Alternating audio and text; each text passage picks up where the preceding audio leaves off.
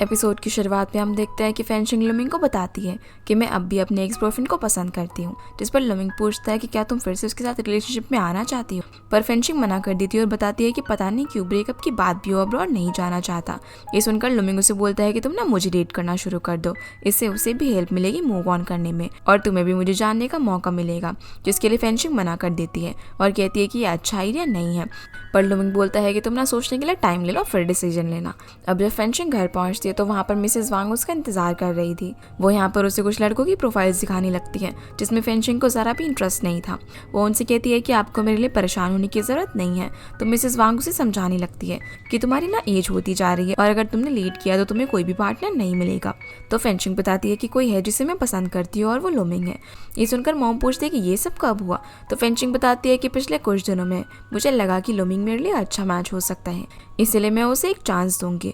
फिर वो रूम में चेंज करने के लिए चली जाती है, जहाँ ड्रेसिंग टेबल पर उसे लुमिंग का दिया हुआ नेकलेस दिखता है जो कि उससे खो गया था। फिर वो युआन का दिया हुआ नेकलेस उतार के बॉक्स में रख देती है। अब अगले दिन हम देखते हैं कि लुमिंग उसके साथ ब्रेकफास्ट कर रहा था, जहाँ मॉम बोलती है कि कल फेंशिंग ने मिसेस वांग को वहाँ से भगाने के लिए कहा होगा कि वो तुम्हें पसंद करती है। इस पर लुमिंग बोलता है कि मैं तो ऐसी इमरजेंसी के लिए काम आता हूँ। तो फेंशिंग बोलती है कि किसने कहा वो इमरजेंसी थी, बल्कि मैं सच में तुम्हें एक चांस देना चाहती हूँ। जो बात सुनकर सभी लोग हैरान हो जाते हैं और लुमिंग तो काफी खुश होता है क्योंकि वो यही सब चाहता था। कार में जाते वक्त लुमिंग को अब भी यकीन नहीं हो रहा था, इसलिए वो कार रोककर उसे कंफर्म करता है कि ये एक सीरियस रिलेशनशिप है ना और तुम मेरी गर्लफ्रेंड हो ना, जिस पर फेंशिंग हाँ कर देती है। फिर लुमिंग उससे कहता है कि इसका मतलब हम साथ में खाएंगे, डेट करेंगे और मैं तुम्हें ड्रॉप किया करूंगा, जिसकी सारी बातों पर वो हाँ बोलती है। अब जब फेंशिंग लुमिंग से बातें कर ही रही थी तभी लुमिंग उससे पूछता है कि पीछे तुम्हारा एक्स क्या कर रहा है। इसे देखकर फेंशिंग जल्दी से फोन रख देती है। यहाँ युआन उसे अपना कप देता है और कहता है कि हमें चीज़ों पर अपना गुस्सा नहीं उतारना चाहिए। इसीलिए फेंशिंग उस कप को ले लेती है और उसे थैंक्स कहती है। युआन कहता है कि क्या तुम मुझसे अब भी नाराज हो। इस पर फेंशिंग बोलती है कि तुम भी तो थे। युआन बोलता है कि हाँ, मैं पहले गुस्सा था, लेकिन काफ़ी सोचने के बाद मैंने अब्रॉड जाने का डिसाइड कर लिया। जिसके बाद वो दोनों एक दूसरे से माफ़ी मांगने लगते हैं कि हमने एक दूसरे की फीलिंग्स को नहीं समझा और इनसिक्योर फील करवाया। फेंशिंग कहती है कि जब हमारे बीच में सब कुछ सॉल्व हो गया है तो हम एक दूसरे के फ्रेंड्स तो बन ही सकते हैं। जो सुनकर युआन उसे अपने घर खाने के लिए इन्वाइट करता है। तभी वहाँ पर मिस बाई और कोंगशाओ आते हैं, जो फेंशिंग से कहती है कि आपका एक बॉयफ्रेंड है और आपने हमें बताया भी नहीं। ये सुनकर युआन शॉक हो जाता है और पूछता है कि वो कौन है। तो कोंगशाओ मैसेज दिखाकर कहती है कि ये लुमिंग है। युआन पूछता है कि क्या इन्होंने अपना रिलेशनशिप सीक्रेट रखा हुआ है, जिस पर कोंगशाओ मना करती है। इसके बाद फेंशिंग लुमिंग को फोन करके कहती है कि तुम्हारी वजह से अब पूरी कंपनी को पता चल गया है कि मेरा एक बॉयफ्रेंड है। लुमिंग बोलता है कि तुम मेरी कॉल का रिप्लाई नहीं कर रही थी तो मैं भला क्या ही करता, और अगर तुम्हारे एक्स ने तुम्हारे साथ वापस आने का ट्राई किया तो उसके लिए ये भी जरूरी था। फेंशिंग उसे बताती है कि उसने अब अब्रॉड जाने का मन बना लिया है। फिर हम मिनमिन को देखते हैं जो कि केनियांग के कार के पीछे छुपी हुई थी। उसके आते ही वो उसके सामने आकर अपने साथ लंच पर इन्वाइट करती है, जिसके लिए वो मान चाहता है। रेस्टोरेंट में लंच करते वक्त वो मिनमिन से पूछता है कि अब बताओ तुम्हें क्या चाहिए। मिनमिन पहले तो यहाँ पर अपनी तारीफ करने लग जाती है कि मैं कितनी काइंड हूँ और रिच भी। फिर वो उसे एक एनवेलप देती है और बोलती है कि मुझे जवाब की कोई भी जल्दी नहीं है। अब इससे पहले कि केनियांग उसे कुछ पूछ पाता वो यहाँ से चली जाती है। फिर जब वो कार में जाकर उस एनवेलप को खोलता है तो उसके अंदर एक लेटर था। जब वो उसे पढ़ना शुरू करता है तो उसमें मिनमिन ने उसके लिए अपनी फीलिंग्स लिखी हुई थी, जिसे देखकर वो मुस्कुराने लगता है।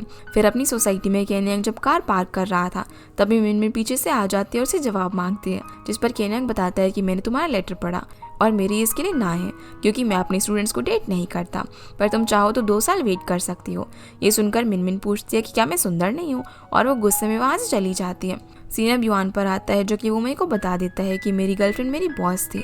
जो सुनकर वो हैरान हो जाती है और फिर उसे समझाती है कि अगर अब वो किसी और के साथ रिलेशनशिप में है तो ज़रूर वो उसे एक चांस दे रही है। पर युआन फिर भी बोलता है कि मैं उसे पा कर ही रहूँगा। तो वो मैं कहती है कि अब उसका ऑफिशियली एक बॉयफ्रेंड है और ये तुम्हारे लिए काफ़ी मुश्किल होगा। इस पर युआन उसकी हेल्प मांगता है, जिसके लिए वो मान जाती है। युआन उससे पूछता है कि अब मुझे क्या करना चाहिए। तो वो मैं उसे वो करने के लिए कहती है जो कि फेंशिंग के फ्रेंड्स ने उसके साथ किया था। अब अगले दिन जब फेंशिंग अपने पेरेंट्स के साथ ब्रेकफास्ट कर रही थी तो उसकी मॉम उसके और लुमिंग के रिलेशनशिप के बारे में सबको बताना चाहती थी। तो मॉम कहती है कि आपने कभी मुझे रिलेटिव्स के घर जाने नहीं दिया और आज खुद ही उन्हें ये सब बता रही हो। मॉम कहती है कि इतनी खुशी की बात, इसे छुपाना ही क्यों है। पर फेंशिंग अभी सब कुछ सिंपल रखना चाहती थी, जिस पर उन दोनों की बहस हो जाती है और वो लोग अपने अपने रूम में चले जाते हैं। फेंशिंग अपनी फ्रेंड्स को बताती है कि उसकी मॉम सभी रिलेटिव्स को उसके रिलेशनशिप के बारे में बताना चाहती हैं। इस पर सॉन्ग और शाओ यहाँ पर उसकी गलती निकालने लगते हैं कि तुम उनकी फीलिंग्स को समझ नहीं रही हो, क्योंकि एज अ पेरेंट उन्हें कितना कुछ फेस करना पड़ा, पर आज जब उन्हें वो खुशी मिल रही है तो तुम उन्हें वो खुशी बताने से रोक रही हो। फिर शाओ केन्यांग के बारे में उससे पूछती है कि वो कहाँ पर है, तो फेंशिंग बताती है कि वो अभी सो रहा है, लेकिन हम देखते हैं कि केन्यांग तो सॉन्ग के साथ था जहाँ वो उससे कुछ बातें करना चाहता था। दूसरी तरफ मिनमिन अपनी फ्रेंड्स को बताती है कि शायद प्रोफेसर केन्यांग प्रोफेसर सॉन्ग को डेट कर रहे हैं, और वो उन्हें एक पिक्चर भी दिखाती है जिसमें सॉन्ग ने एक होटल की पिक्चर पोस्ट की थी, पर उसमें एक हाथ भी था जिसमें एक कप होल्ड किया हुआ था, और उस कप को होल्ड करने का तरीका सिर्फ केन्यांग का था। इस पर जैनिंग पूछती है कि इतनी सुबह सुबह भला कौन किससे मिलने के लिए चाहता है, पर शायद हो सकता है कि उन्होंने एक साथ नाइट भी स्पेंड करी हो। जो सुनकर मिनमिन खुद ही मैसेज करके केन्यांग से पूछ लेती है कि आप कहाँ पर हो। इसके रिप्लाई में वो कहता है कि मैं घर पर हूँ। वहीं सॉन्ग केन्यांग से बोलती है कि अगर तुमने और देर की ना तो तुम्हें कोई भी नहीं मिलेगी। इस पर वो बोलता है कि मुझे तो कल ही एक हैंड रिटन लव लेटर मिला था, पर मैंने उसे मना कर दिया। सॉन्ग पूछते हैं कि भला ऐसा क्या था कि तुमने उसे मना कर दिया, तो केन्यांग बोलता है कि वो लड़की ना काफी यंग थी। दूसरी तरफ हम लुमिंग को देखते हैं जो कि काफी खुश था क्योंकि फेंशिंग आज उसके घर पर आने वाली थी। तभी कोई डोरबेल बजाता है और जैसे वो दरवाजा खोलता है तो वो उसकी बहन काइवे थी जो कि अपने साथ एक लेडी यूयू को भी लेकर आई थी। उन्हें अचानक से देखकर लुमिंग का सारा मूड खराब हो जाता है और वो उससे पूछता है कि तुम बिना बताए क्यों आ गई। इस पर काइवे बोलती है कि अगर मैं बता कर आती तो तुम मुझे अंदर ही नहीं आने देते। फिर वो बोलती है कि मॉम डैड के जाने के बाद सारी जिम्मेदारी मेरे ऊपर आ गई और वो रोने लगती है, जिसे लुमिंग चुप करवाता है और दोनों यूयू के पास आते हैं जहाँ लुमिंग की बहन उसे यूयू के साथ टाइम बिताने के लिए कहती है। लुमिंग उसे बता देता है कि मेरी एक गर्लफ्रेंड है और वो आज आने वाली है, जिसकी बातों पर वो यकीन ही नहीं करती। अब लुमिंग जब किचन में जाने लगता है तो यूयू उसकी हेल्प करने के लिए उसके साथ आती है, जिसकी थोड़ी देर बाद फेंशिंग भी वहाँ पर आ जाती है, जिसे जब लुमिंग बताता है कि उसकी बहन आई हुई है तो फेंशिंग वापस जाने लगती है, पर वो उसे रोक देता है और कहता है कि मेरी बहन अपने साथ अपने हस्बैंड की कजन को लेकर आई है और तुम्हें मुझे इस सबसे बाहर निकालना होगा। जो सुनकर फेंशिंग घबरा जाती है कि इतनी जल्दी मैं तुम्हारी फैमिली से मिल रही हूँ, पर लुमिंग उसे शांत करने की कोशिश करता है और ज़बरदस्ती अंदर उसे अपनी बहन से मिलवाने के लिए लेकर आता है, जिससे मिलने के बाद काइवे उससे पूछती है कि तुम शादी कब करने वाले हो। ये सुनकर फेंशिंग घबरा जाती है और कहती है कि हम अभी उस स्टेज पर नहीं पहुंचे हैं, पर कावी ये चाहती थी कि उन्हें टाइम वेस्ट ना करके जल्दी से शादी कर लेनी चाहिए। इस पर लुमिंग उसे चुप रहने के लिए कहता है। फिर कुछ देर बातें करने के बाद काइवे यहाँ से चली जाती है, जिसके जाने के बाद लुमिंग फेंशिंग से पूछता है कि तुम गुस्सा तो नहीं हो ना। फेंशिंग बताती है कि ऐसी कोई बात नहीं है, बस मैं इस सब के लिए प्रिपेयर नहीं थी। पर लुमिंग कहता है कि अक्सर ऐसी सिचुएशन में गर्लफ्रेंड जेलस होती है कि उसकी बॉयफ्रेंड के लिए कोई ब्लाइंड डेट लेकर आया है। तो फेंशिंग बोलती है कि शायद अभी हमें कुछ दिन हुए हैं इसीलिए मैं जेलस नहीं हूँ। अब फिर जैसे वो कुछ ढूंढने लगती है तभी फेंशिंग का पैर फिसल जाता है और उसे बचाते हुए लुमिंग का पैर फिसलने वाला होता है, पर वो दोनों खुद को बचा लेते हैं। लेकिन उन्हें इस तरह कावे देख लेती है और बताती है कि मैं बस अपना फोन भूल गई थी, जिसे लेने के बाद वो यहाँ से चली जाती है। सीन अब केन्यांग और सॉन्ग पर आता है जो कि सुबह से अपनी फ्रेंड शाओ के हस्बैंड का इंतजार कर रहे थे क्योंकि उन्हें शक था कि वो शाओ को चीट कर रहा है। तभी वो देखते हैं कि शाओ का हस्बैंड अपनी स्टूडियो की को फाउंडर को के साथ था, वो उसे यहाँ पर गले लगा रहा था। अब जब शेन सॉन्ग और केन्यांग को यहाँ पर देखता है तो काफी हैरान हो जाता है, जिसके बाद वो लोग उससे एक रूम में बात करते हैं जहाँ पर को कहती है कि ये सारी गलती मेरी है, मैं जानती थी कि शेन की एक वाइफ है पर फिर भी मैं खुद को कंट्रोल नहीं कर पाई। जिन्हें केन्यांग चुप करवाता है और फ्रेंड से पूछता है कि अब तुम ये सब ठीक कैसे करोगे। शेन बताता है कि मैं तो यहाँ पर उसे ब्रेकअप करने के लिए आया था और अब से मैं सिर्फ अपनी फैमिली का ही ध्यान रखूंगा। इस पर केन्यांग बोलता है कि तुम्हें तो ये सब अफेयर करने से पहले सोचना चाहिए था, और उनके बीच बहस बढ़ती जाती है, जिससे गुस्सा होकर केन्यांग उसे मारने लगता है। ये देखकर सॉन्ग उसे रोकती है और बोलती है कि अगर हमने इसे मारा तो हमें शाओ को सब कुछ एक्सप्लेन करना पड़ेगा। और वो शेन से बोलती है कि तुम्हें इस टाइम भी अपनी लवर की पड़ी हुई है जबकि तुम्हारी वाइफ प्रेग्नेंट है, पर शेन फिर भी नहीं समझता और बोलता है कि एक चाइल्ड के बाद मेरी कोई भी पर्सनल लाइफ नहीं बची। ये सुनकर सॉन्ग उस पर गुस्सा करती है और बोलती है कि फिलहाल मैं शाओ को कुछ नहीं बताऊंगी क्योंकि वो प्रेग्नेंट है, पर उसके बाद तुम खुद ही सारी सच्चाई बताओगे, वरना मैं उसे सब कुछ बता दूंगी क्योंकि मेरे तुम्हें माफ करने से कुछ नहीं होगा। अगर शाओ तुम्हारी इस गलती के लिए तुम्हें माफ करती है तो तुम उसका अच्छे से ध्यान रखना। जिसके बाद वो यहाँ से चले जाते हैं, पर सॉन्ग इस सबसे काफी अपसेट हो गई थी, जिसे केन्यांग बोलता है कि वो तुम्हारा हस्बैंड थोड़ी देर जो कि तुम्हें चीट कर रहा है इसलिए इतनी टेंशन मत लो। पर सॉन्ग को काफी गुस्सा आ रहा था, जो देखकर केन्यांग कहता है कि फिर तुमने मुझे उसे मारने से क्यों रोका। तो सॉन्ग कहती है कि अगर शाओ उसे माफ नहीं करेगी तो हम तब उसे मारेंगे। दूसरी तरफ फेंशिंग जब घर पहुंचती है तो उसकी डैड कैलीग्राफी कर रहे थे, जिनकी फेंशिंग काफ़ी तारीफ करती है। डैड अब यहाँ पर उसे उसकी मॉम को लेकर समझाने लग जाते हैं कि वो जब भी तुम्हारी आंटी के घर जाती है तो वो उनसे कहती है कि तुम अपने दोनों बच्चों का ध्यान रखने में फेल हो गई हो, जिनकी बातों पर तुम्हारी मॉम बिल्कुल भी ध्यान नहीं देती। पर जब तुमने खुद उनसे बहस की तो उन्हें काफ़ी बुरा लगा, क्योंकि अब वो पहले की तरह उतनी एक्टिव नहीं रही, बल्कि वो काफ़ी इमोशनली सेंसिटिव हो गई है। इसलिए तुम्हें उन्हें समझाना चाहिए, ना कि इस तरह से लड़ना चाहिए। जिनकी सारी बातें फेंशिंग समझ जाती है और अपनी मॉम को देखकर खुद से कहती है कि एक मॉम हमारे सामने रहकर हमारे लिए जितनी एफर्ट्स करती है उससे कहीं ज़्यादा वो हमारे पीछे से हमें सपोर्ट करती है, लेकिन इसके बावजूद उनके चेहरे पर हर वक्त एक मुस्कान रहती है। तभी मॉम की नींद खुल जाती है, जो कि फेंशिंग को देखकर खुश होती है और उसे आराम करने के लिए कहती है। पर फेंशिंग उसे माफ़ी मांगती है कि आज सुबह उसने उनसे लड़ाई की थी। मॉम कहती है कि मैं तो वो सब भूल भी चुकी हूँ और उसे गले लगा लेती है। अगले दिन अब जब लुमिंग उसे ड्रॉप करने के लिए जा रहा था तो वो फेंशिंग से कहता है कि मैं आज तुम्हारी कलीग्स को डिनर पर ले जाने वाला हूँ। ये सुनकर फेंशिंग थोड़ा अपसेट हो जाती है और लुमिंग के पूछने पर बताती है कि अभी हमें रिलेशनशिप में आए हुए कुछ ही दिन हुए हैं और तुम मेरे कलीग्स को डिनर पर ले जा रहे हो, यहाँ तक कि मुझे तुम्हारी सिस्टर से भी मिलना पड़ा। लुमिंग उससे कहता है कि तुम अपने एक्स को भी डिनर पर बुला सकती हो, क्योंकि कम से कम हम लोग दोस्त तो रह ही सकते हैं, और तुम्हें उसकी पोस्ट भी लाइक कर दिया करना। तभी फेंशिंग देखती है कि युआन ने उसकी पोस्ट लाइक की थी, जो बात वो लुमिंग को नहीं बताती। सीन अब केन्यांग पर आता है, जो कि स्टूडेंट्स का टेस्ट ले रहा था, पर मिनमिन तो उसे गुस्से में ही देखे जा रही थी, जिसे देखकर केन्यांग घबरा जाता है और अपनी नजरें घुमा लेता है। वहीं जेनिन अपनी फ्रेंड युदा से बोलती है कि इसके बाद तुम रीड करोगे, तो वो उसे बोलता है कि अगर तुम मेरी गर्लफ्रेंड बनोगी तो ही मैं ऐसा करूंगा। अब वो दोनों यहाँ पर एक दूसरे को प्यार से देखने लग जाते हैं, पर मिनमिन तो अब भी केन्यांग को ही देखे जा रही थी। केन्यांग मिनमिन और उसकी फ्रेंड को रिपोर्ट प्रेजेंट करने के लिए बुलाता है। इसके बाद केन्यांग मिनमिन को पकड़कर अपने ऑफिस में लेकर जाता है और उससे पूछता है कि तुम्हें क्या हुआ है। तो वो उसे वो फोटो दिखाकर पूछती है कि जब सॉन्ग के साथ थे तो आपने ये क्यों कहा कि आप घर पर हो। मैं तो आपको काफी अच्छा समझ रही थी, लेकिन अब मैं आपकी शिकायत प्रिंसिपल से करूंगी। और वो जाने लगती है। तभी सॉन्ग वहाँ पर आती है, जिसे केन्यांग मिनमिन को सब कुछ एक्सप्लेन करने के लिए कहता है कि हम इस वीकेंड पर क्या कर रहे थे, क्योंकि मिनमिन को लगता है कि हम डेट कर रहे हैं। तो सॉन्ग मिनमिन को चैट्स पढ़ने के लिए अपना फोन दे देती है, जिसे पढ़ने के बाद मिनमिन समझ जाती है कि वो दोनों पूरे दिन कैफे में एक चीटर हस्बैंड को रंगे हाथ पकड़ने के लिए गए थे। सॉन्ग भी अब यहाँ पर सब कुछ क्लियर कर देती है कि हम सिर्फ फ्रेंड्स हैं, इसलिए हम उसकी हेल्प करने के लिए गए थे। जो सब समझने के बाद मिनमिन उससे माफी मांग कर चली जाती है और ये दोनों हंसने लगते हैं। दूसरी तरफ ऑफिस में फेंशिंग सॉन्ग की टेबल को देखकर अपसेट हो रही थी, क्योंकि वो जा चुका था। तभी कोंगशा उसके पास आती है और कहती है कि युआन हमारे साथ कितने टाइम से था, लेकिन अब उसके बिना सब उदास हैं। फेंशिंग बोलती है कि मुझे तो अभी सबकी आदत पड़ गई है। फिर वो कोंगिंग से बोलती है कि तुम युआन का टेबल क्लीन करवा देना, क्योंकि उसकी जगह एक न्यू एम्प्लॉय आने वाला है। तभी मिस बाई आकर पार्टी की प्लानिंग करने लगती है कि टोटल कितने लोग आने वाले हैं। इतने में पीछे से युआन आ जाता है और कहता है कि मैं भी आऊँगा। अब सभी लोग युआन को देखकर सरप्राइज हो जाते हैं, जिन्हें वो बताता है कि यहाँ का न्यू एम्प्लॉय डिजाइनर मैं ही हूँ। तो फेंशिंग बोलती है कि तुमने तो जॉब क्विट कर दिया था ना। युआन बताता है कि मैंने फिर से ज्वाइन कर लिया, और वो पार्टी की लोकेशन पूछता है और बोलता है कि तुम्हारा बॉयफ्रेंड पार्टी दे रहा है तो मुझे तो आना ही होगा। जिसके बाद हम उन्हें कैबिन में देखते हैं, जहाँ पर युआन बताता है कि मैंने अप्लाई तो आजिया में किया था, लेकिन उन्होंने मुझे यहाँ पर भेज दिया। तो फेंशिंग पूछती है कि जब तुम अब्रॉड जाने वाले थे तो तुमने जॉब के लिए अप्लाई क्यों किया।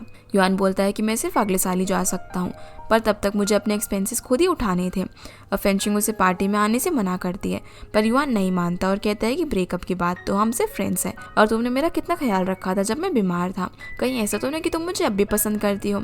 जिस पर फेंशिंग मना करके लुमिंग की तारीफ करने लग जाती है, जो कि युआन सुन नहीं पाता और यहाँ से चला जाता है। सीन अब शिफ्ट होता है और हम देखते हैं कि शाम को सभी लोग लुमिंग की पार्टी में थे, जहाँ लुमिंग जब फेंशिंग को युआन के साथ देखता है तो उसे कुछ भी समझ नहीं आता। फेंशिंग उसे सिचुएशन के साथ चलने के लिए कहती है। फिर जब युआन फेंशिंग के साथ बैठने लगता है तो चेंगवन वहाँ पर बैठ जाता है, क्योंकि वो यहाँ की सारी सिचुएशन समझ रहा था और माहौल कहीं खराब ना हो जाए, इसलिए वो फेंशिंग के साथ बैठ जाता है।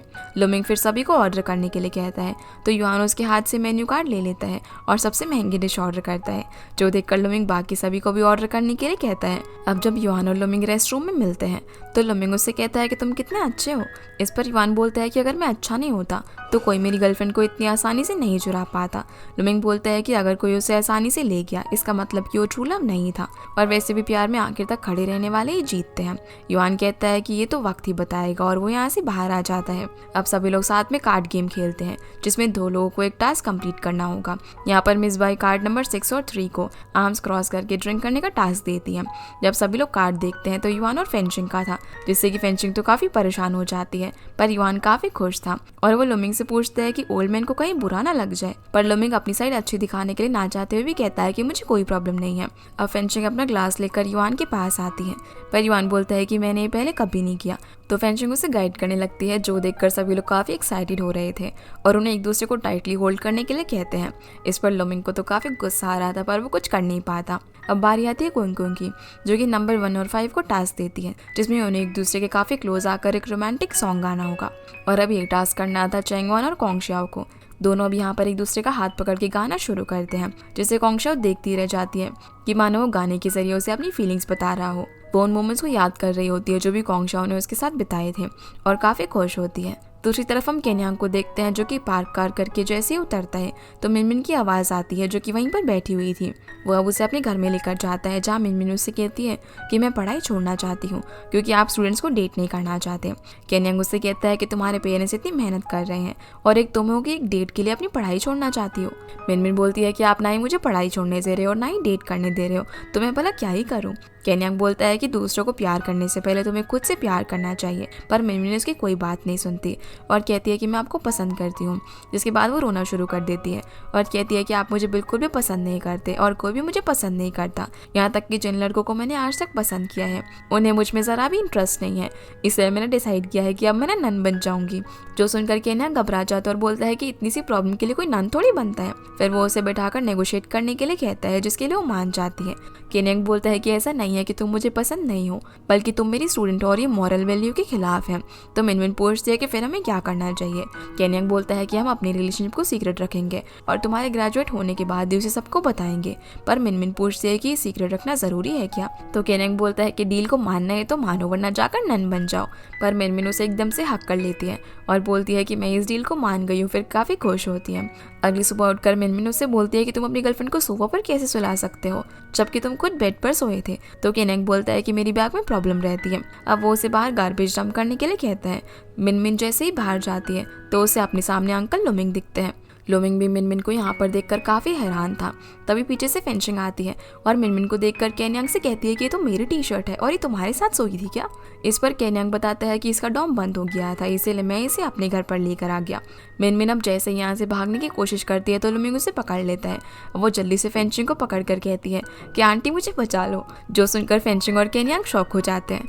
आगे हम देखते हैं कि ये सभी लोग साथ में मिलकर ब्रेकफास्ट करते हैं, जहाँ पर मिनमिन काफ़ी परेशान हो रही थी कि उसकी आंटी उसकी बॉयफ्रेंड की बहन कैसे हो सकती है, और इसी टेंशन में वो काफ़ी ज़्यादा खा रही थी, जिसे लुमिंग बहस करने लगता है और उसे डराता है कि तुम्हें ना सबक सीखना पड़ेगा। जिससे मिनमिन कहती है कि मैं डोमेस्टिक वायलेंस का केस कर दूंगी और वो उसे चिढ़ाने लगती है। अब जब केन्यांग मिनमिन को ड्रॉप करने के लिए जाता है तो वो उसे बोलता है कि हमें अपनी रिलेशनशिप के बारे में भूल जाना चाहिए क्योंकि तुम्हारे अंकल मेरी बहन को डेट कर रहे हैं और एक मैं हूँ।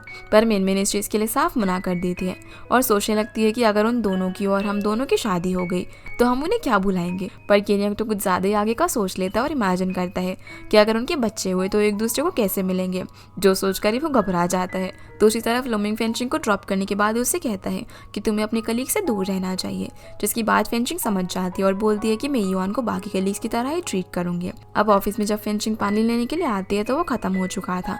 तभी युआन वहाँ पर उसकी हेल्प करता है, जिसे देखकर फेंशिंग को कल रात वाला मोमेंट याद आता है। इधर कोंगशियाओ को मिस बाई से पता चलता है कि क्विंग की जगह एक न्यू रिसेप्शनिस्ट आई है क्योंकि क्विंग ने रिजाइन कर दिया।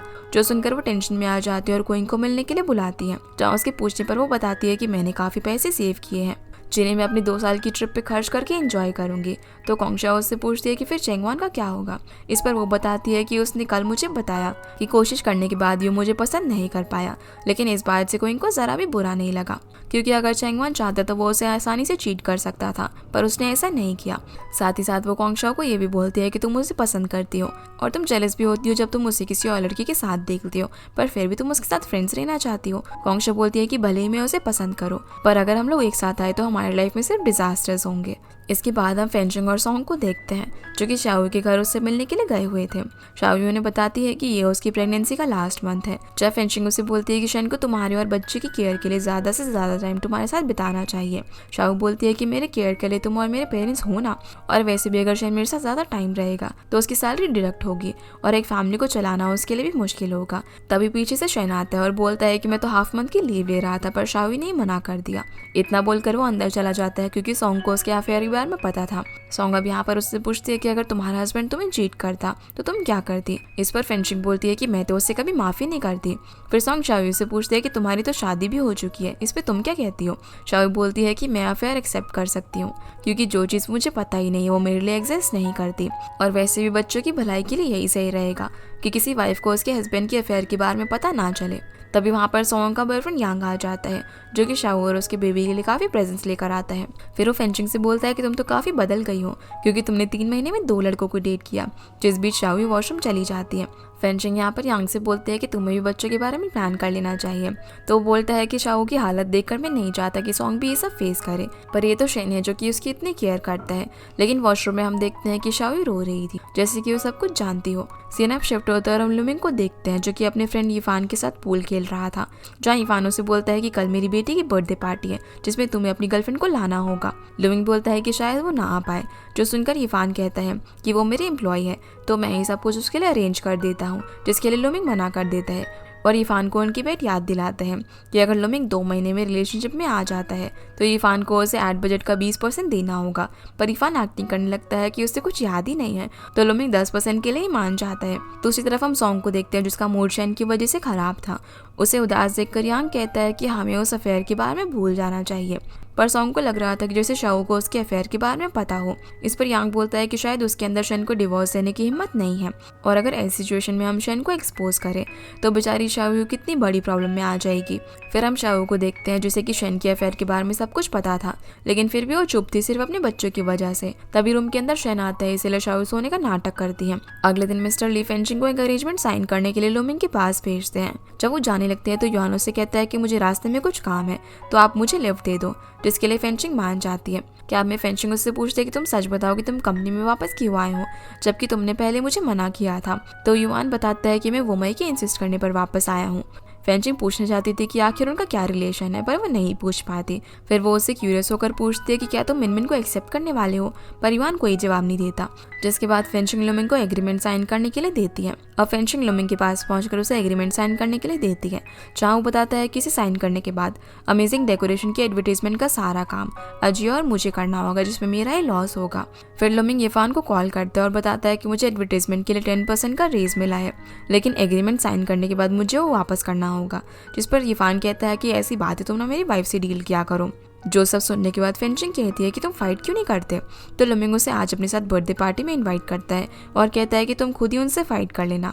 दूसरी तरफ हम युआन को देखते हैं जिसे मिनमिन बताती है कि मैं अपने से 10 साल बड़े आदमी को डेट कर रही हूँ, पर युआन को इस पर बिल्कुल भी हैरानी नहीं होती। जो सुनकर मिनमिन बोलती है कि तुम क्यूरियस क्यों नहीं हो उसके बारे में जानने को, तो युआन कहता है कि ये बातें तुम्हें अपनी फीमेल फ्रेंड से करनी चाहिए। मिनमिन बताती है कि मैं नहीं कर सकती क्योंकि अभी हम इसे सीक्रेट रख रहे हैं। ये सुनकर युआन कहता है कि रिलेशनशिप सीक्रेट रखना सबसे बड़ी गलती होती है, क्योंकि ब्रेकअप के बाद किसी को भी इसके बारे में नहीं पता चलता और युआन सबसे गुजर चुका था। पर मिनमिन तो इसे सीक्रेट रख के काफी खुश थे। इसके बाद हम यीफान की बेटी की बर्थडे पार्टी को देखते हैं, जहाँ पर वो भी आई हुई थी और उसकी और यीफान की बातों से पता चलता है कि वो दोनों हस्बैंड वाइफ है। लुमिंग भी यहाँ पर फेंशिंग के साथ पहुँचता है, पर फेंशिंग को काफ़ी अजीब लग रहा था कि अभी उन्हें रिलेशनशिप पे ज़्यादा टाइम नहीं हुआ है और वो उसे अपनी फ्रेंड से इंट्रोड्यूस करवा रहा है। जिस पर लुमिंग गुस्से में कहता है कि ये मेरे दोस्त की बेटी की बर्थडे पार्टी है, तो क्या तुम्हें यहाँ पर नहीं आना चाहिए था। अब उसे गुस्से में देखकर फेंशिंग हाँ कर देती है। इसके बाद दोनों पार्टी में जाते हैं, जहाँ लुमिंग फेंशिंग को यीफान से मिलवाता है और उसे अपनी बात रखने के लिए कहता है। फेंशिंग यीफान से बोलती है कि अमेजिंग डेकोरेशन को जब अजिया ने एक्वायर किया था तो हमारे एम्प्लॉयज टेंशन में आ गए थे, क्योंकि अजिया के काम करने का तरीका हमसे अलग है, जिस वजह से पुराने एम्प्लॉयज रिजाइन कर रहे हैं, जो सही नहीं है क्योंकि एक ब्रांड अपने एम्प्लॉयज की वजह से ही बनता है। उसकी बातों पर यीफान बोलता है कि आपको हमारी कंपनी का कल्चर जल्दी अडॉप्ट करना होगा और जिन एम्प्लॉयज को खुद पर भरोसा नहीं है वो तो इनसिक्योर फील करेंगे ही। जिनकी बातों से बोर होकर लुमिंग बाकी सभी से मिलने के लिए चला जाता है। अब फेंशिंग जब रेस्ट रूम ढूंढ रही थी तभी पीछे से वो युआन के कपड़े लेकर आती है और फेंशिंग को देखकर सोचने लगती है कि ये यहाँ पर क्या कर रही है। पर फेंशिंग अभी काफ़ी कन्फ्यूज थी और युआन से पूछती है कि क्या ये तुम्हारी सिस्टर है। जो सुनकर वो युआन से बोलती है कि क्या तुमने इसे मेरे बारे में बताया नहीं। इतने में वहाँ पर लुमिंग आता है जो कि युआन को देखकर हैरान हो जाता है कि वो वहाँ पर कैसे, और सभी काफ़ी कंफ्यूज थे। पर फिर वो फेंशिंग की कमर पर हाथ रखकर उसे वो से इंट्रोड्यूस करवाता है कि ये मेरी गर्लफ्रेंड है, जो कि युआन को अच्छा नहीं लगता। इसी बीच यीफान उन्हें केक कट करने के लिए बुलाता है और जब युआन यहाँ पर यीफान को डैड कहकर बुलाता है तो ये सुनकर फेंशिंग और लुमिंग दोनों के चेहरे का रंग उठ जाता है, जिसका मतलब वो युआन की मॉम थी। यीफान फिर उन्हें इंट्रोड्यूस करवाता है कि युआन मेरा बेटा है और जब वो फेंशिंग और लुमिंग के बारे में बताने लगते हैं तो युआन कहता है कि मैं इन्हें जानता हूँ, ये मेरी बॉस है। लेकिन यहाँ तो लुमिंग की शक्ल देखने वाली थी। अब सभी लोग युआन की बहन का बर्थडे सेलिब्रेट कर रहे थे, पर फेंशिंग को तो अब भी ये सब यकीन ही नहीं हो रहा था, क्योंकि उसे अभी तक लग रहा था कि वो मैं युआन की एक्स गर्लफ्रेंड है, बल्कि वो तो उसकी स्टेप मॉम निकली। और लुमिंग भी काफ़ी घबराया हुआ था कि अगर युआन को पता चला कि मैं उनकी बेटे की गर्लफ्रेंड को चुराया है तो पता नहीं मेरा क्या ही होगा। अब जैसे वो लोग निकलने वाले होते हैं तब युआन उन्हें अंदर इनवाइट करता है, चाहे वो मैं उन्हें बताती है कि युआन से मेरी शादी के बाद युआन ने हमेशा मुझे मेरे नाम से बुलाया है, क्योंकि वो बोलता है कि मैं अभी यंग हूँ। युआन भी फेंशिंग से ऑफिस में युआन की परफॉर्मेंस के बारे में पूछता है, जिस पर वो बताती है कि ये पहले काम में उतना अच्छा नहीं था, पर वक्त के साथ साथ उसमें काफ़ी इंप्रूवमेंट हुई है। युआन भी बताता है कि फेंशिंग के साथ मेरी काफ़ी अच्छी दोस्ती है, जैसे कभी कभी साथ में डॉग्स को वॉक पर लेकर जाना, फेंशिंग के घर में डिनर करना। जो सब सुनकर युआन सरप्राइज होता है कि युआन फेंशिंग के साथ इतना क्लोज है। पर लुमिंग को अच्छा नहीं लग रहा था और वो बीच में कहता है कि मुझे पता नहीं था कि युआन आपका बेटा है। युआन बोलता है कि ऐसा नहीं है, बल्कि मैं और लुमिंग काफ़ी अच्छे दोस्त हैं, यहाँ तक कि लुमिंग ने फेंशिंग को पाने के लिए कितनी कोशिश की सिर्फ मैं जानता हूँ। फिर वो युआन से बोलता है कि तुम फेंशिंग के इतने क्लोज हो तो तुमने उसके एक्स बॉयफ्रेंड को देखा ही होगा। इस पर युआन हाँ करता है, तो युआन कहता है कि ज़रूर वो इतना अच्छा नहीं होगा। तभी आज फेंशिंग लुमिंग की गर्लफ्रेंड है। जो सुनते ही वो मैं उसे चुप कराने के लिए मारने लगती है, क्योंकि वो सब जानती थी कि फेंशिंग का एक्स बॉयफ्रेंड युआन था। जिसके बाद फेंशिंग और लुमिंग उन्हें बाय कहकर वहाँ से चले जाते हैं, जहाँ फेंशिंग उसे बोलती है कि मुझे यहाँ पर नहीं आना चाहिए था। इसके लिए लुमिंग भी उससे माफ़ी मांगता है और कहता है कि अगर मुझे पता होता तो मैं तुम्हें इनवाइट ही नहीं करता। दूसरी तरफ युआन वापस जा रहा था, जो देखकर उसके डैड कहते हैं कि अभी लेट हो गया है तो तुम कल चले जाना, पर युआन उनकी बात नहीं सुनता और यहाँ से चला जाता है। इस पर युआन वो मई से पूछता है कि क्या वो मुझे हेट करता है, तो वो मई बोलती है कि वो तुम्हारे उतने क्लोज नहीं है और किसी के लिए प्यार ना अपने आप आता है। फिर वो मई उन्हें समझाती है कि वो तुमसे किसी भी तरीके का सपोर्ट नहीं चाहता, और वैसे भी वो उसे ग्रैंड पेरेंट थे जिन्होंने उसे बड़ा किया, पर तुमने तो कभी उसे टाइम ही नहीं दिया। इस पर युआन बोलता है कि मैं अब भी काफ़ी डैड्स के मुकाबले अच्छा हूँ। तो वो वहीं पूछ लेती है कि भला कैसे, जिस बात का वो ठीक से जवाब ही नहीं दे पाता। तो वो वहीं बताती है कि यही वजह है, वो तुम्हारे साथ नहीं रहना चाहता क्योंकि वो तुमसे नफरत नहीं करना चाहता, और अगर तुम एक रिस्पॉन्सिबल फादर नहीं बन सकते तो कम से कम उसे एक ब्रदर की तरह ही ट्रीट कर लो। अब अगले दिन हम देखते हैं कि फेंशिंग युआन की फैमिली बैकग्राउंड के बारे में केन्यांग को बताती है, जो सुनकर वो भी हैरान हो जाता है। तभी मॉम डैड आते हैं, जिन्हें फेंशिंग बताती है कि युआन और उसकी डैड में ज़्यादा नहीं बनती, पर फिर भी वो दोनों एक दूसरे से काफ़ी पोलाइट थे। ये सब जानकर मॉम युआन को खाने पर बुलाने के लिए कहती है, और साथ में मिनमिन को भी, ताकि वो दोनों एक दूसरे से ज़्यादा मिले और डेट करने लग जाए। ये सुनते ही फेंशिंग और केन्यांग मना कर देते हैं और कहते हैं कि उन्हें अभी अपनी करियर पर फोकस करना चाहिए। आगे हम देखते हैं कि जब फेंशिंग ऑफिस में काम कर रही थी तब युआन उसके पास आता है और उसे माफ़ी मांगता है कि उसने ये बात छुपाई हो कि उसकी डैड अजिया की बॉस है, और वो बताता है कि मैं नहीं चाहता था कि सभी लोग मुझे अलग तरीके से ट्रीट करें या फिर जज करें। फेंशिंग बोलती है कि तुम्हें घबराने की जरूरत नहीं है, तुम अभी इसे सीक्रेट रख सकते हो। सीन अप शिफ्ट होता है और हम कोंगशाओ को देखते हैं, जो कि चेंगवान के साथ क्लाइंट का वेट कर रही थी। चेंगवान बताता है कि उसने मॉल का प्रोजेक्ट कल रात को ही खत्म कर दिया था, जो सुनकर वो हैरान होती है कि उसने इतनी जल्दी कर दिया। चेंगवान यहाँ पर उससे और भी प्रोजेक्ट्स मांगता है, पर तभी उसकी तबीयत खराब होने लगती है, जिस पर कोंगशाओ उसे एक मेडिसिन देती है, जो कि नीचे गिर जाती है और उठाते वक्त ये दोनों एक दूसरे के क्लोज आ जाते हैं।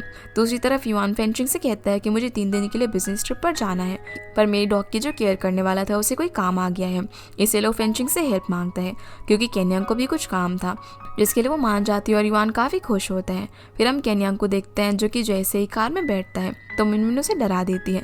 अभी दोनों साथ में मिलकर मॉल जाते हैं और वहाँ पर काफ़ी गेम्स खेलते हैं, लेकिन वो बार बार हार जा रहा था, जिससे मिनमिन काफ़ी अपसेट हो जाती है। उसे अपसेट देखकर केन्यांग फिर सारे टॉयज जीत लेता है और उन्हें कार में रख देता है, जिससे मिनमिन काफ़ी खुश होती है। केन्यांग अब उससे अगला प्लान पूछता है, तो वो किसी हॉट सी जगह पर चलने के लिए कहती है। सीना फेंशिंग पर आता है, जो कि युआन के घर पर आकर देखती है कि उसकी डॉग ने घर को पूरा गंदा कर दिया था, इसीलिए लोग घर को साफ करने लगती है। तभी वहाँ पर युआन आता है, जो कि फेंशिंग को यहाँ पर इस तरह सफाई करते हुए देखकर हैरान हो जाता है।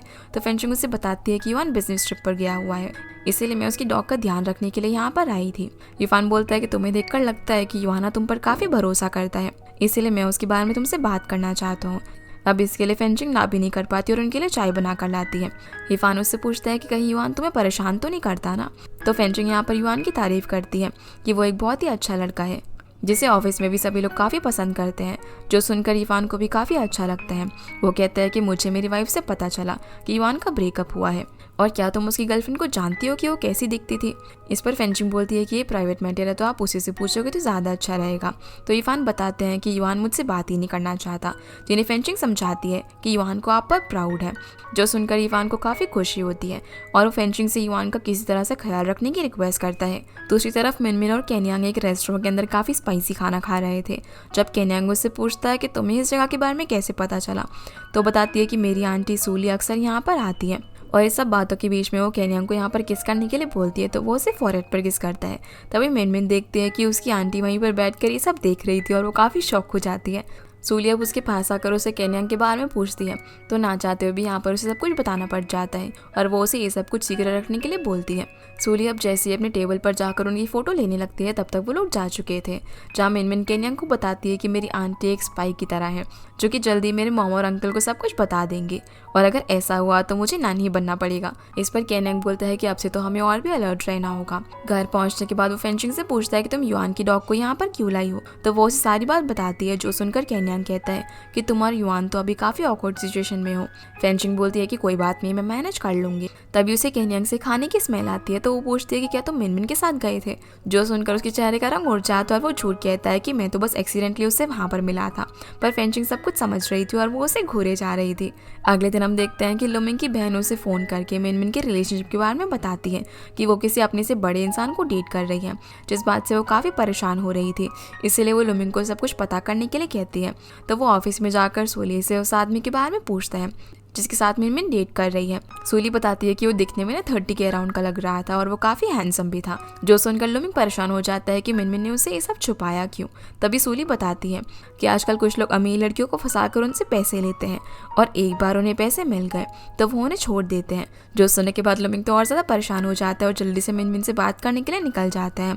उसके साथ यहाँ पर फेंशिंग भी थी, पर ज़्यादा काम करने की वजह से वो कार में ही सो गई थी, क्योंकि कुछ दिन में उसकी कंपनी शिफ्ट होने वाली थी। लुमिंग उसे बोलता है कि तुम अपना काम छोड़कर मेरे पास आ जाओ, मैं तुम्हें एग्जीक्यूटिव डायरेक्टर बना दूंगा। और बातें करते करते वो लोग मिनमिन का वेट करने लगते हैं। तभी कार विंडो पर मिनमिन बाल आगे करके आती है, जिससे डरकर फेंशिंग उसकी नाक पे पंच मार देती है। इसके बाद हम इन सभी को साथ में लंच करता हुआ देखते हैं, जहाँ पर फेंशिंग उसे मारने के लिए उसे माफ़ी मांगती है, पर लुमिंग कहता है कि इसके साथ तो अच्छा हुआ और तुम फेंशिंग को आंटी कहो। पर मिनमिन बोलती है कि फेंशिंग इतनी यंग दिखती है, मैं तो उसे नाम से ही बुलाऊंगी, जो सुनकर फेंशिंग खुश हो जाती है। लुमिंग अब यहाँ पर उसे उसके रिलेशनशिप के बारे में पूछता है, जिस पर वो बताती है कि हमारा रिलेशनशिप स्टेबल नहीं है, इसीलिए तब तक मैं कुछ नहीं बताऊंगी। लुमिंग मान जाता है और कहता है कि अगर कोई प्रॉब्लम हुई तो सबसे पहले तुम मेरे पास आना।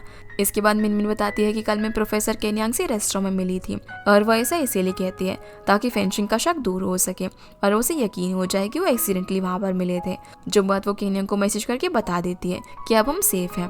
दूसरी तरफ हम केन्यांग को देखते हैं, जो कि सॉन्ग के साथ था। वो उससे पूछती है कि क्या मुझे यांग से ब्रेकअप कर लेना चाहिए, जो सुनकर केन्यांग हैरान हो जाता है और पूछता है कि क्या उसने भी तुम्हें चीट किया। इस पर वो मना कर दिए और ब्रेकअप करने का रीजन भी नहीं बताती। सीन अब लुमिंग पर आता है, जो कि स्टूडियो में था, जहाँ पर उसे एक एड में चेंजेस करके अगले हफ्ते से पहले एयर करना था। तो लुमिंग बोलता है कि मैं आज रात रुक कर ही काम खत्म करूंगा। रात में उसे फेंशिंग का फोन आता है, जो कि उसके खाने की फिक्र कर रही थी। ये देखकर लुमिंग काफी खुश होता है, पर फेंशिंग कहती है कि मैं तो अपने कलीग्स के साथ भी ऐसे ही बात करती हूँ। इससे उसका मूड खराब हो जाता है और बोलता है कि तुम ना बिल्कुल भी रोमांटिक नहीं हो। इसी बीच उसका मॉडल भी आ जाता है, इसीलिए सभी लोग काम में लग जाते हैं। जिसकी थोड़ी देर बाद वो देखता है कि फेंशिंग उसके लिए खाना लेकर आई थी, जिससे उसे काफ़ी खुशी होती है और वो उसके साथ बैठकर डिनर करता है। तभी फेंशिंग को युआन का कॉल आता है, जो बताता है कि चेंगवान की तबीयत खराब है और उसे अपेंडिक्स की प्रॉब्लम है। जो बात सुनकर फेंशिंग घबरा जाती है और जल्दी से टिकट्स देखने लगती है, क्योंकि वो युआन के साथ बिजनेस ट्रिप पर गया था और क्योंकि युआन को वहाँ पर काम भी देखना था, इसीलिए चेंगवान की केयर करने के लिए उसे जाना पड़ता है। लुमिंग भी उसे स्टेशन पर ड्रॉप करने के लिए जाता है। दूसरी तरफ हम युआन को देखते हैं, जो कि केन्यांग के साथ था। इसके थोड़ी देर बाद फेंशिंग भी वहाँ पर आ जाती है, जिसे युआन बताता है कि बुखार कम होने के बाद हम इसे वापस ले जा सकते हैं और अपनी सिटी में इसकी सर्जरी करवाएंगे। फेंशिंग यहाँ पर उसे बताती है कि तुम्हारे डैड घर पर आए थे। तो युआन सोचता है कि जरूर उन्होंने घर का पासवर्ड गेस किया होगा जिस दिन उसकी मॉम की डेथ हुई थी। ये सुनकर फेंशिंग को बुरा लगता है और वो पूछते हैं कि तुम्हारे अपने पेरेंट्स से इतनी बनती क्यों नहीं है। इस पर युआन कहता है कि दुनिया में 2 तरह की फैमिली होती है, जैसे तुम्हारी, जिसमें सभी लोग साथ रहते हैं, और एक मेरी है जिसमें सभी लोग अलग अलग रहते हैं और सिर्फ ओकेजन पर ही मिलते हैं। इसके बाद फेंशिंग वहीं पर सो जाती है, पर युआन काम करता रहता है। अगली सुबह जब युआन उठता है तो फेंशिंग वहाँ पर नहीं थी। वो लुमिंग से बात करने के लिए बाहर आई हुई थी, जहाँ वो उसे घर जाकर आराम करने के लिए कहती है, पर लुमिंग कहता है कि मुझे तुम्हारी मॉम ने घर पर इन्वाइट किया है। जब वो घर पहुंचता है तो उसे वहाँ पर कुछ स्मेल आती है, जिसे मॉम बताती है कि डैड अंदर कुछ बना रहे थे, लेकिन वो भूल गए थे, जिस वजह से सब कुछ जल गया। तभी लुमिंग यहाँ पर युआन की डॉग को देखता है, जिसे मॉम बताती है कि युआन बिजनेस ट्रिप पर गया था, इसीलिए उसका डॉग हमारे साथ है।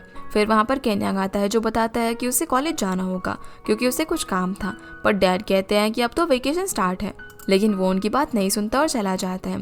दूसरी तरफ जेनी मिनमिन को अपना वेकेशन प्लान बताती है कि वो पार्ट टाइम जॉब करेगी, क्योंकि वो अपने खर्चों के लिए अपने पेरेंट्स से और पैसे नहीं मांग सकती थी। मिनमिन बोलती है कि तुम अकेले वहाँ पर काम करके बोर हो जाओगी ना, जिसे जेनिन बोलती है कि हमारा फ्रेंड भी वहीं पर पार्ट टाइम जॉब करने वाला है। फिर वो यहाँ पर मिनमिन से उसका प्लान पूछती है, जिस पर वो बताती है कि वो अपने घर जाने वाली है, जो सुनकर जेनी अपसेट हो जाती है क्योंकि वो पूरे समर में उससे नहीं मिल पाएगी। दूसरी तरफ सॉन्ग जब कैंपस में केन्यांग की कार देखती है तो वो उसे आवाज़ लगाती है, पर केन्यांग म्यूजिक सुन रहा था, जिस वजह से वो उसकी आवाज़ नहीं सुन पाता। सॉन्ग बाहर आकर उसे बुलाने के लिए जाती है, पर तभी वो देखती है कि केन्यांग तो मिनमिन को लेने के लिए आया था। वो मिनमिन से पूछता है कि तुम घर पर क्या बोलने वाली हो, तो मिनमिन कहती है कि मैं अपनी मॉम से कहा है कि घर की रेनोवेशन का काम चल रहा है, इसलिए मुझे यहाँ पर रुकना पड़ेगा। इसी बीच सॉन्ग केन्यांग को कॉल करके झूठ कहती है कि मेरी कार खराब हो गई है, तो तुम मुझे कैंपस में लेने के लिए आ जाओ। पर केन्यांग बोलता है कि मैं अभी फ्रेंड्स के साथ बाहर हूँ, जिसे सॉन्ग को समझ नहीं आता कि आखिर उनके बीच में क्या चल रहा है। सीन अब चैंगवन पर आता है, जिसे अब डिस्चार्ज मिल गया था, लेकिन उसे अभी भी रेस्ट करने की ज़रूरत थी। वो फेंशिंग से कहता है कि हमें होम स्टे पर वापस चलना चाहिए, क्योंकि आज हमें क्लाइंट के सामने अपना डिज़ाइन प्रेजेंट करना है, और उसके बाद ये डिसाइड होगा कि कॉन्ट्रैक्ट किस कंपनी को मिलेगा। फिर ये तीनों वापस से होम स्टे पर जाते हैं, जहाँ प्रोजेक्ट की प्लानिंग करते वक्त चैंगवन को कोंगशाओ का मैसेज आता है, जिसमें वो उसे ऑल द बेस्ट कहती है। ये देखकर युआन उससे कहता है कि तुम शादी के लिए कुछ ज़्यादा ही मेहनत कर रहे हो, क्योंकि तुमने काफ़ी सारे प्रोजेक्ट्स लेकर उन्हें ख़त्म कर दिया। इस पर चैंगवन बोलता है कि अगर मैं ऐसा नहीं करूँगा तो भला मुझे कंपनी क्यों ही रखेगी।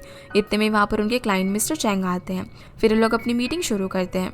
वहीं हम फेंशिंग को देखते हैं, जो कि सोने के बाद जब उठती है तो काफ़ी हैरान हो जाती है, क्योंकि वो बहुत देर तक सो गई थी।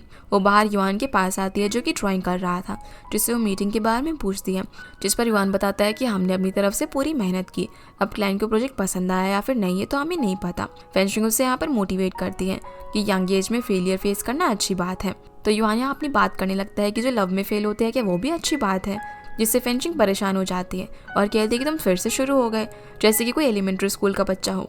तो युआन हाँ करता है और बोलता है कि हाँ मैं एलिमेंट्री स्कूल का बच्चा हूँ, जिसकी फेंशिंग कान पकड़ के खींचने लगती है और बैठ जाती है।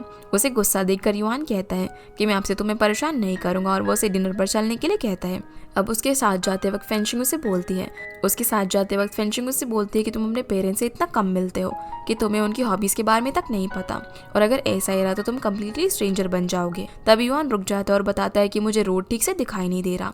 ये सुनकर फेंशिंग हैरान हो जाती है, और उसके पूछने पर युआन बताता है कि मुझे नाइट ब्लाइंडनेस है, जो मुझे कभी कभी विटामिन ए की कमी से होने लगती है। तो फेंशिंग उसका हाथ पकड़कर चलने लगती है और पूछती है कि ये ठीक कैसे होगा। इस पर युआन बताता है कि मुझे विटामिन ए लेते रहना होगा। अब वो उसे फिर से टीज करने लगता है और बोलता है कि तुमने मेरा हाथ ऐसे पकड़ा है जैसे कि मैं कोई डॉग हूँ। सीन अब केन्यांग पर आता है, जो जब ब्रश कर रहा था तभी सॉन्ग उसके घर में आ जाती है और उससे कहती है कि तुम आज काउच पर सोना, क्योंकि फेंशिंग घर पर नहीं है, इसीलिए मैं यहीं पर सोऊंगी। केन्यांग बोलता है कि ये मेरा घर है तो मैं भला क्यों काउच पर सोऊं। तो सॉन्ग बोलती है कि जो बात मैं तुमसे करने वाली हूँ उसके बाद तुम्हें नींद नहीं आएगी। अब जब वो बात करने के लिए बैठते हैं तो सॉन्ग उससे पूछती है कि तुम आज कैंपस में गए थे या फिर नहीं। ये सुनकर वो परेशान हो जाता है कि इसे कैसे पता, इसलिए वो बहाना करने लग जाता है कि फेंशिंग का बॉयफ्रेंड हमारे घर पर ब्रेकफास्ट कर रहा था, इसलिए उसने मुझे मिनमिन को स्कूल से पिक करने के लिए कहा। पर सॉन्ग उसे पकड़ लेती है और कहते हैं कि तुम मुझे और अपनी बहन को कभी बेवकूफ़ नहीं बना सकते। इसी के साथ ये एपिसोड यहीं पर खत्म हो जाता है। तो गाइस ये थे आज के वीडियो, एंड आई होप आप लोग को ये वीडियो पसंद आई होगी। तो इस वीडियो को लाइक कर चैनल को सब्सक्राइब जरूर कीजिएगा। आपसे फिर मिलते हैं अगले एपिसोड में, तब तक के लिए गुड बाय।